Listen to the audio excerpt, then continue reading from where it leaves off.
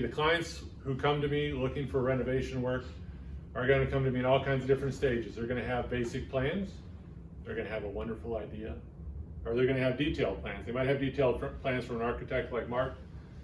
Most of them, if you're looking at renovation work, they don't have any plans at all because they're just trying to figure out how much they can afford, how much it's going to cost, what it's going to look like. The first thing that you want to get, or you want to provide, or you want to show if you're thinking about addition is a Platt.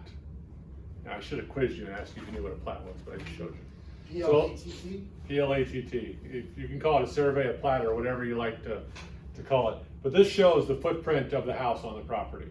So if you're looking to do an addition off the back of your house, this allows me to say, well, you got a few feet on this side, you got a few feet on this side, this is what you can do. If you're looking to do, we'll talk about accessory dwelling units in a minute. If we're looking to do accessory dwelling units, we can talk about if you have enough room on your property. Some of them, this is hard to see, but this is a corner lot. And so you have different setbacks on corner lots than you do on regular lots.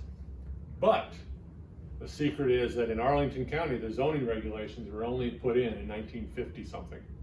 How many people's houses were built before 1950 something?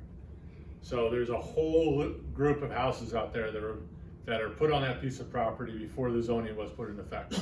So even though this is an example, this is a part of a duplex, even though this house is somebody's living in it now, the county's taxing them like it's an occupiable property. When they go to do an addition, they have to make sure they sit within the current setbacks. Their house is in violation of those setbacks already. So for them to go out a few feet one side or another, they have to go through a code exception or one of those sort of processes. So we try to establish what your buildable footprint is and what your process is. Now sometimes, because it's not their fault the house was built the way it was or where it was, you can talk to the folks of the county and you can probably get a pretty clear indication that you can get a code exception or variance.